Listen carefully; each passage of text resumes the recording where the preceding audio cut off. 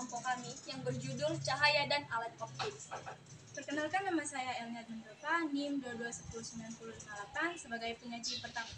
Saya Elvian Kardani Halawa, NIM 22109059 sebagai penyaji kedua. Saya Hartati Telombanua, NIM 22109094 sebagai penyaji ketiga.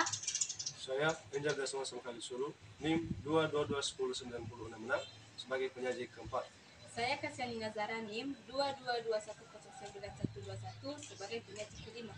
Saya Rosmersi Halawa, NIM 2221092209 sebagai penyaji keenam.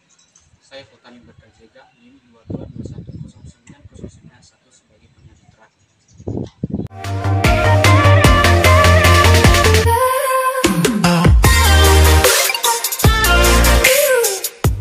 Baik teman-teman, pembahasan kita pada saat ini diawali dengan materi cahaya. Nah, cahaya teman-teman tentu saja sangat mudah untuk kita temukan. Karena dalam kehidupan sehari-hari kita membutuhkan yang namanya cahaya demi keberlangsungan kehidupan kita. Bahkan demi keberlangsungan seluruh makhluk hidup yang ada di bumi. Nah, teman-teman, dari gambar di samping dapat kita lihat bahwa ada dua gambar di mana gambar tersebut merupakan salah satu contoh-contoh dari sumber-sumber cahaya. Nah, gambar yang pertama teman-teman ialah matahari. Nah, matahari ini teman-teman merupakan salah satu sumber cahaya terbesar yang ada di bumi. Dan gambar yang kedua teman-teman yaitu senter, di mana senter ini salah satu sumber cahaya yang ada di sekitar kita.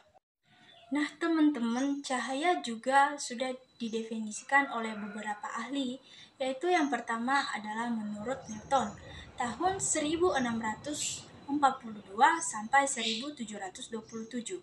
Ia mengatakan bahwa cahaya adalah sebuah partikel-partikel ringan yang berukuran sangat kecil yang dapat dipancarkan ke segala arah oleh sumbernya dengan kecepatan yang sangat tinggi.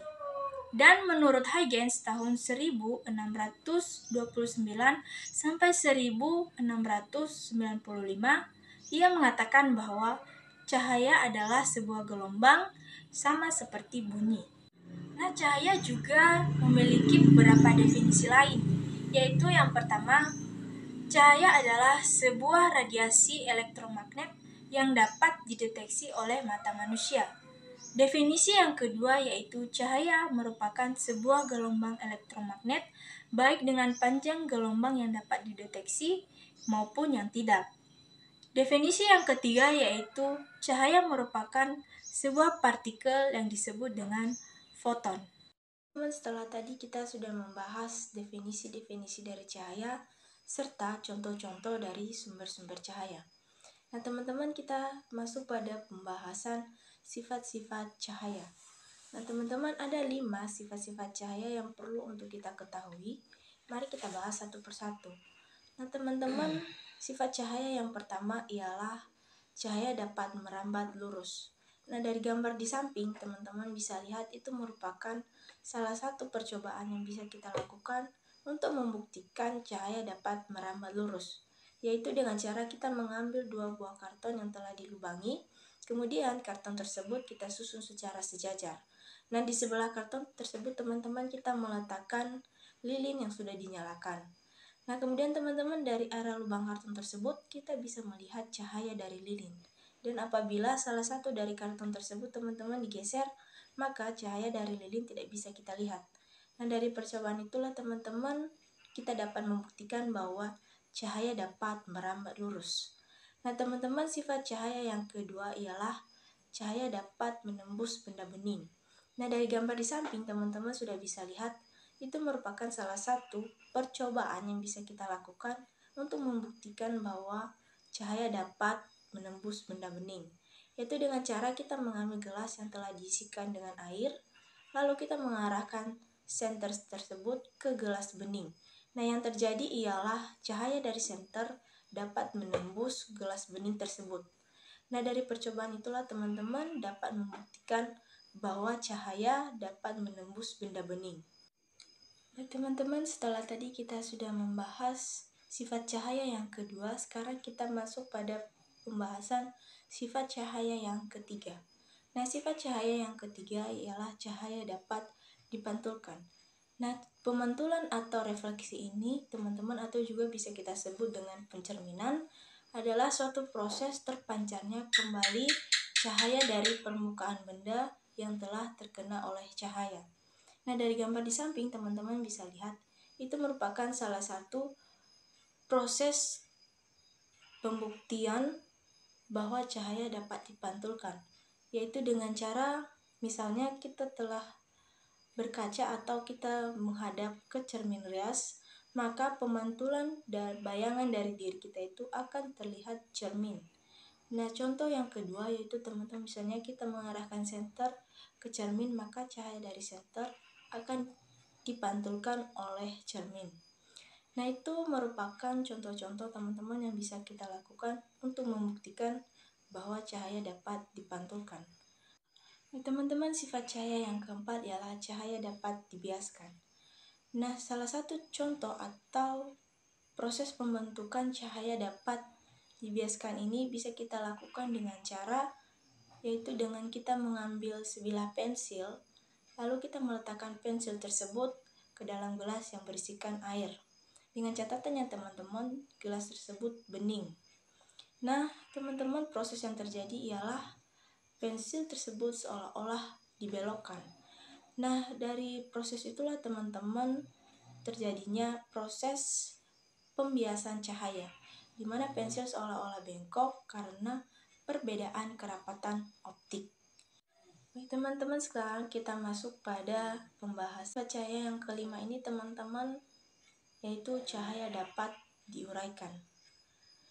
Nah, teman-teman, cahaya matahari tersebut merupakan cahaya putih yang disebut dengan polikromatik.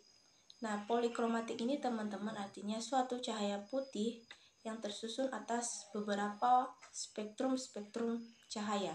Nah, spektrum-spektrum cahaya ini teman-teman artinya cahaya putih yang terdiri dari beberapa warna, yaitu misalnya warna merah, kuning, hijau, biru, nila, ungu. Itu merupakan salah satu contoh-contoh dari spektrum-spektrum cahaya. Nah, teman-teman, dari gambar di samping itu merupakan proses terjadinya cahaya dapat diuraikan, yaitu ketika sinar putih datang dan melewati prisma, maka sinar putih tersebut akan diuraikan, akan terurai menjadi beberapa warna, yaitu merah, kuning, hijau, biru, nila, dan ungu. Nah, teman-teman, proses cahaya dapat diuraikan ini juga bisa kita lihat di kehidupan sehari-hari, yaitu saat terjadinya fenomena pelangi. Nah, teman-teman, pelangi tersebut terjadi karena titik-titik air hujan yang melewati cahaya dan akan membentuk suatu kumpulan-kumpulan warna, di mana cahaya tersebut merupakan cahaya dari matahari yang tersusun atas beberapa warna tadi yang disebut dengan polikromatik, sehingga setelah melewati tetesan-tetesan air, maka akan membentuk yang namanya susunan-susunan warna yang biasa kita sebut dengan pelangi. Baik, saya akan menjelaskan tentang pemantulan cahaya dan jenis pemantulan cahaya. Yang pertama yaitu pemantulan cahaya. Cahaya mempunyai beberapa aturan atau biasa disebut dengan hukum pemantulan cahaya. Ada beberapa jenis pemantulan cahaya, yaitu yang pertama, sinar datang, sinar pantul, dan garis terbang. Terletak pada satu bidang datar dan ketiganya berpotongan pada satu titik.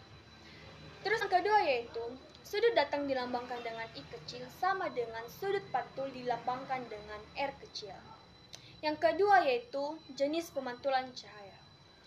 Dilihat dari arah pantulnya atau bidang pantulnya. Ada dua jenis pemantulan cahaya, yaitu pemantulan baur atau pemantulan difus.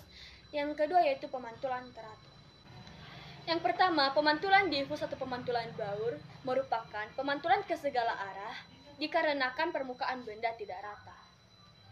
Sifat utama jenis pemantulan cahaya ini adalah pemantulannya ke segala arah yang terjadi karena berkas sinar datang jauh pada permukaan yang tidak rata. Salah satu contoh pemantulan baur ini adalah pemantulan pada dinding, batu, tanah, dan lain sebagainya yang ada di sekitar kita. Yang kedua yaitu pemantulan teratur merupakan pemantulan ke arah yang teratur dikarenakan permukaan benda halus. Apabila benda seperti cermin datar dan air yang tenang disinari matahari, sinarnya dipantulkan dalam arah yang sama sehingga tampak berkilau. Pemantulan ini dinamakan pemantulan baur adalah pemantulan yang terjadi karena berkas sinar datang dan jatuh pada permukaan benda halus. Pembahasan selanjutnya yaitu cermin. Dalam kehidupan sehari-hari, kita tidak asing lagi dengan cermin.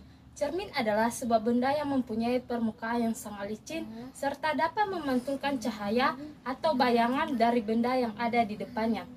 Dengan adanya cermin, kita dapat melihat diri kita sendiri secara jelas. Cermin dapat dibedakan menjadi 3 yaitu cermin datar, cermin cekung, dan cermin cembung. Contoh cermin datar yaitu kaca rias, di mana ketika bercermin akan menghasilkan bayangan yang seukuran sama dengan benda aslinya. Contoh cermin cekung yaitu sendok makan, di mana di cermin cekung mempunyai 2 jenis bayangan, yaitu bayangan nyata dan bayangan maya atau semu. Jika letak benda sangat dekat dengan cermin cekung, bayangan yang terbentuk adalah maya lebih besar dan tegak. Akan tetapi, jika letak benda jauh dari muka cermin cekung, bayangan yang terbentuk adalah nyata dan terbalik. Contoh cermin cembung banyak kita jumpai di spion kendaraan. Cermin cembung mempunyai sifat memperkecil bayangan. Oleh karena itu, bayangan yang nampak pada spion akan terlihat lebih kecil. Sekarang kita masuk pada definisi cermin datar. Cermin datar memiliki permukaan yang sangat halus dan rata, serta dapat memantulkan cahaya secara teratur. Dalam fisika mengatakan bahwa bayangan yang terjadi pada cermin datar akan tegak dan berukuran sama dengan benda, tetapi dengan orientasi kanan-kiri yang berkebalikan. Di sini saya akan membahas tentang cermin cekung dan cermin cembung. Baik, langsung saja. Yang pertama, cermin cekung. Cermin cekung ini biasa kita jumpai atau biasa kita lihat dalam kehidupan sehari-hari, contohnya seperti sendok makan. Oke, dalam cermin cekung ini terdapat 3 sifat. Yang pertama, sinar datang sejajar sum utama dipantulkan melalui titik fokus. Yang kedua, sinar datang melalui titik fokus dipantulkan sejajar sum utama. Yang ketiga, sinar datang melalui titik pusat cermin dipantulkan kembali melalui titik pusat cermin. Dalam cermin cekung ini juga terdapat unsur-unsur, yang dimana unsur-unsurnya ini terdapat 5. Yang pertama, pusat kelengkungan cermin. Yang kedua, vertex. Yang ketiga, titik api atau titik fokus. Yang keempat, jari-jari kelengkungan cermin. Dan yang kelima, jarak fokus. Oke teman-teman, sekarang kita masuk pada bagian kedua, cermin cembung. Yang dimana cermin cembung ini mungkin tidak asing lagi bagi kita. Sering kita jumpai dalam kehidupan sehari-hari, contohnya spion motor dan spion mobil. Oke, dalam cermin cembung ini memiliki 3 sifat. Yang pertama, sinar datang sejajar sum utama dipantulkan seolah-olah dari titik fokus. Yang kedua, sinar yang datang menuju titik fokus dipantulkan sejajar sum utama. Dan yang terakhir adalah sinar yang datang menuju titik pusat kelengkungan cermin seolah-olah dipantulkan berasal dari titik pusat kelengkungan tersebut. Pada materi ini saya akan membahas mengenai materi lensa. Apa sih itu lensa? Lensa adalah suatu benda tembus pandang dan paling sedikit memiliki satu permukaan lengkung. Lensa ini umumnya terbuat dari kaca, namun ada juga yang terbuat dari plastik keras tembus pandang. Lensa dapat membuat bayangan diperbesar dan diperkecil, sehingga banyak digunakan dalam alat-alat optik seperti kamera, mikroskop, dan teleskop. Secara umum, lensa ini dibagi dalam 2 bagian. Yang pertama, lensa cekung dan lensa cembung. Tapi kali ini saya akan membahas lensa cekung. Lensa cekung atau lensa negatif atau biasa disebut dengan lensa divergen merupakan lensa yang bersifat menyebarkan sinar. Ciri-ciri dari lensa ini teman-teman merupakan lensa yang lebih tebal di bagian tepi daripada di bagian tengahnya.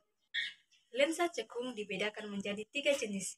Yang pertama, lensa bikonkav, kedua, lensa plan konkav, Dan ketiga, lensa konkav konveks. Lensa bikonkav merupakan lensa cekung di mana kedua sisi berbentuk cekung. Dan lensa plankonkav merupakan lensa yang dibatasi oleh satu bidang datar dan satu bidang cekung. Sedangkan lensa konkav konveks merupakan lensa yang dibatasi oleh satu bidang cekung dan satu bidang cembung. Adapun sinar istimewa pada lensa cekung. Yang pertama, sinar datang sejajar sumbu utama akan dibiaskan seolah-olah berasal dari titik fokus atau di depan lensa. Kedua, sinar datang seolah-olah menuju titik pusat lensa pertama akan dibiaskan sejajar sumbu utama. Ketiga, sinar yang datang melewati pusat optik tidak dibiaskan. Pembahasan berikutnya yaitu sinar-sinar istimewa pada lensa cembung. Baik teman-teman, pada lensa cembung memiliki 3 sinar istimewa, yaitu pertama, suatu sinar datang sejajar sumbu utama, lensa akan dibiaskan melalui titik fokus aktif atau sebagai f1 di belakang lensa. Yang menjadi sinar istimewa pada lensa cembung keduanya yaitu suatu sinar datang menuju titik fokus pasif sebagai f2 di depan lensa akan dibiaskan sejajar dengan sumbu utama. Pada lensa ketiga yaitu suatu sinar datang melalui pusat optik lensa atau sebagai O akan diteruskan tanpa dibiaskan. Baik teman-teman, kita masuk pada pembahasan berikutnya yaitu perhitungan pembentukan bayangan.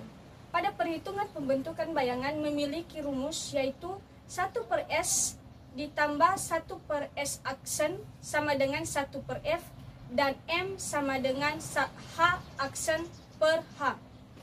Baik teman-teman, 1/S sebagai jarak benda ke cermin, 1/S aksen sebagai jarak bayangan ke cermin, dan 1/F sebagai titik fokus.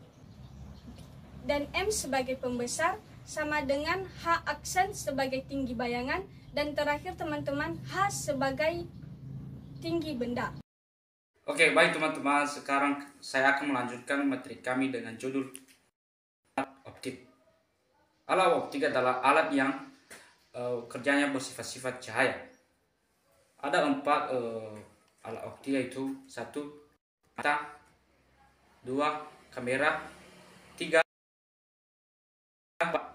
loop. Baik, saya akan menjelaskan alat optik yang pertama, mata. Mata merupakan alat optik yang mempunyai sistem kerja sangat kompleks. Tanpa mata, kita tidak bisa melihat benda atau cahaya di sekitar kita. Mata terdiri atas bagian-bagian berikut yaitu otot mata, kornea, iris, pupil, lensa, sklera, koroid, retina, bintik kuning, saraf optik, bintik buta. Nah, beberapa bagian tersebut memiliki fungsi tertentu, misalnya iris berfungsi untuk mengendalikan kerja pupil mata. Pupil berfungsi untuk sebagai masuknya cahaya ke dalam mata. Lensa berfungsi sebagai berfungsi sebagai untuk mengaturnya bayangan benda. Kita masuk bagian alat optik yang kedua yaitu kamera. Kamera adalah alat optik yang menggambarkan bayangan yang difokuskan oleh lensa ke atas permukaan foto suatu benda. Pada dasarnya, kamera terdiri dari lensa cembung yang dipasangkan pada sebuah kotak kedap cahaya kecil. Mikroskop juga menghasilkan bayangan yang semu, terbalik, dan dibesarkan terhadap posisi benda semula. Yang kemudian, sifat bayangan akhir selanjutnya ditentukan oleh lensa okuler. Kita bagian alat optik yang terakhir yaitu loop. Loop adalah alat optik yang berlensa cembung, lensa positif, yang digunakan untuk mengamati atau melihat benda kecil agar tampak besar. Bagian loop terdiri dari lensa cembung, kepala bingkai, skrup, pengendali, tangkai loop. Hasil presentasi kami, jangan lupa like, comment, and share.